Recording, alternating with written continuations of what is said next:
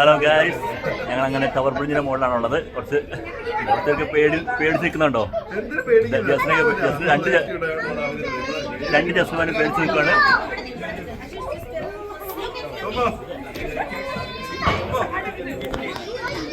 കണ്ടോ ടവർ ബ്രിഡ്ജിന്റെ മുകളിൽ നിന്ന് താഴേക്ക് പോകുന്നുണ്ടോ? അതെ, ആൾക്കാരൊക്കെ നടന്നു പോകുന്ന കാണാം കേട്ടോ.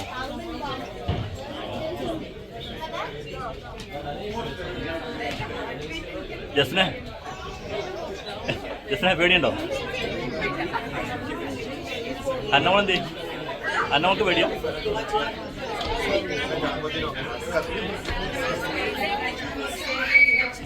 ലോകത്തിലെ തന്നെ മഹാത്ഭുതങ്ങളിലൊന്നായ ടവർ ബ്രിഡ്ജിൻ്റെ മുകളിൽ കയറാനുള്ള യാത്രയാണ് കേട്ടോ. രാവിലെ തന്നെ ഞങ്ങൾ വീട്ടിൽ നിന്ന് ഇറങ്ങി. ഞങ്ങളുടെ കസിൻസ് വന്നിട്ടുണ്ടായിരുന്നു. അവരും കൂടി ഞങ്ങൾ അവിടെ കാണാൻ വേണ്ടി പോകാൻ പ്ലാൻ ചെയ്തു. ഒരുപാട് നാളായി ജസ്റ്റിന് പറയുന്നു ടവർ ബ്രിഡ്ജിൻ്റെ മുകളിൽ പോകണമെന്ന്. അപ്പോൾ വിൻ്റർ ആയതുകൊണ്ട് ഞങ്ങൾ പോകാൻ ലേറ്റായി. വന്നിട്ടിപ്പോൾ 3 വർഷമായില്ലേ. ഞങ്ങൾ അടിയിൽ കൂടെ പോകാറുണ്ട് എപ്പോഴും, പക്ഷേ ഇതിന് മുകളിൽ കയറണം എന്നാണ് ഒരു ആഗ്രഹം കേട്ടോ. നല്ല ഒരു വ്യൂ ആണ് കേട്ടോ. ഇതാ കാണുന്നത്, ഇതിൻ്റെ ആണ്ടോ കാണുന്നത്. അതിൻ്റെ മുകളിൽ കൂടെ കയറി നമ്മൾ താഴേക്ക് നോക്കിക്കഴിഞ്ഞാൽ നല്ല വ്യൂ ആണ്. അത്യാവശ്യം കാണാൻ കുഴപ്പമില്ല. അപ്പോൾ അങ്ങനെ ഒരുപാട് നാളത്തെ ആഗ്രഹത്തിന് ശേഷം നമ്മൾ പോയതാണ്. അപ്പോൾ ഞങ്ങളവിടെ എത്തി, ടിക്കറ്റൊക്കെ എടുത്തു. ടിക്കറ്റിന് ഒരാൾക്ക് 18 പൗണ്ടാണ്, പിള്ളേർക്ക് 8 പൗണ്ടാന്ന് തോന്നുന്നു. അപ്പോൾ 4 പേർ കൂടി 48 പൗണ്ടാണ്. ഒരു പ്രാവശ്യം പോയി കാണാനുള്ളത് കേട്ടോ. കാരണം അന്നത്തെ കാലത്ത് ഇവർ ഇങ്ങനൊരു സാധനം ഇവിടെ ബിൽഡ് ചെയ്യാമെന്ന് പറഞ്ഞിട്ടുണ്ടെങ്കിൽ ഇവരുടെ ഒരു ടെക്നോളജിയൊക്കെ ഒരുപാട് ആൾക്കാർ ഒരുപാട് വർഷം കൊണ്ട് ഉണ്ടാക്കിയെടുത്തൊരിതാണ് കേട്ടോ.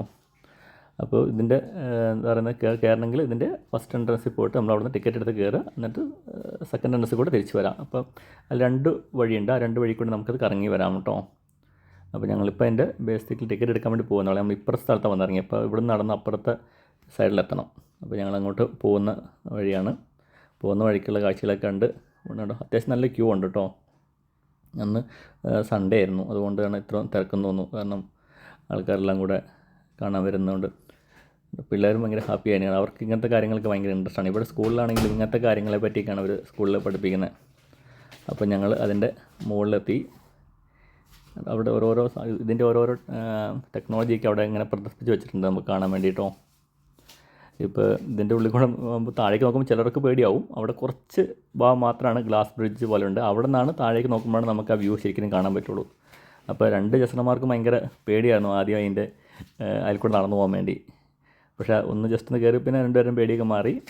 അവിടെ നിന്ന് നോക്കുമ്പോൾ നമ്മുടെ ലണ്ടൻ സിറ്റിയുടെ നല്ലൊരു വ്യൂ നമുക്ക് കാണാൻ സാധിക്കും അതിൻ്റെ മുകളിൽ നിന്ന് കേട്ടോ. പിന്നെ ഇവിടെ കണ്ടു കഴിഞ്ഞ് കണ്ടോ, ആ ഗ്ലാസ് ബ്രിഡ്ജിൻ്റെ അവിടെ കാണുന്ന ക്യൂ ആണത്. ഒരുപാട് ആൾക്കാർ അവിടെ നിന്ന് ഫോട്ടോ എടുക്കാനും കാണാനൊക്കെ ആയിട്ട് നിൽപ്പുണ്ട് അവിടെ.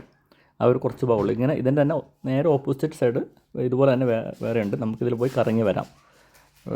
U-turn പോലെ അടിച്ച് കറങ്ങി വരാം.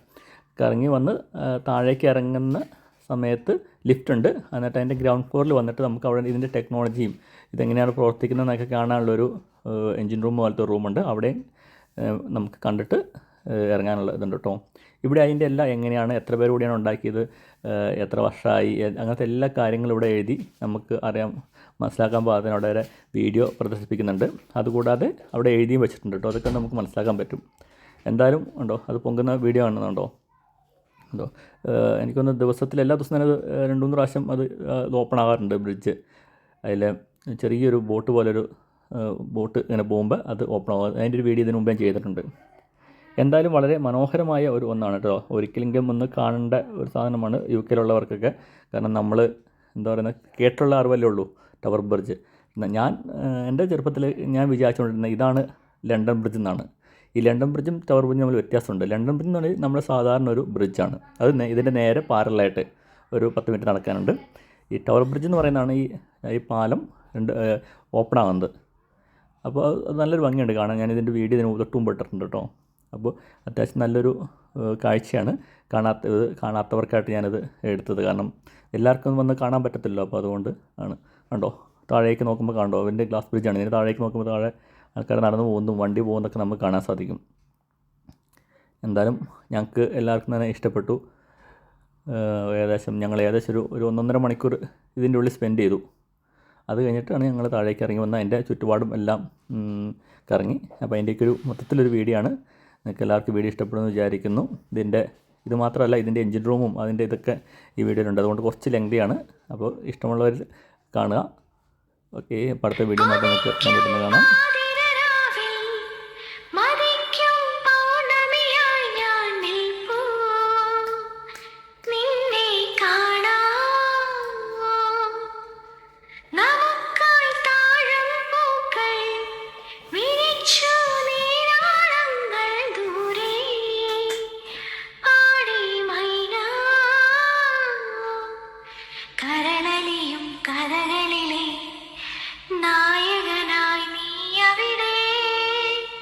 ചിരകുടരാ കിളിയിണയാ സ്വയമുരുകും ഞാനിവിടെ ശിലയിൽ നിന്നും ഉണരും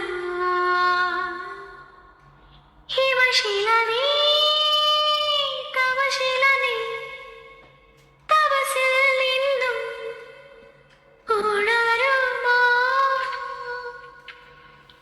ശിലയിൽ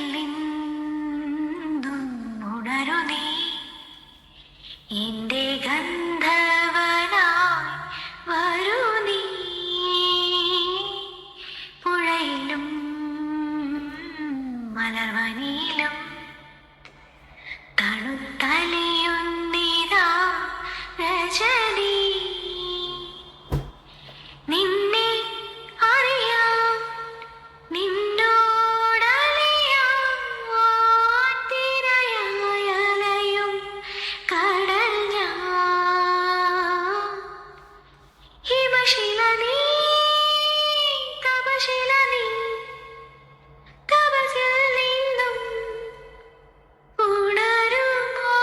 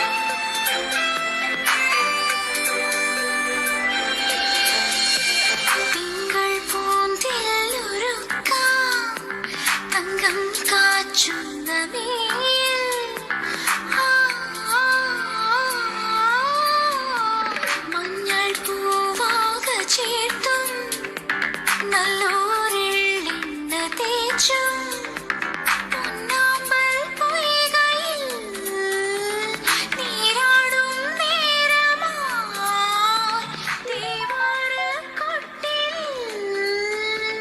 ചാന്നാടും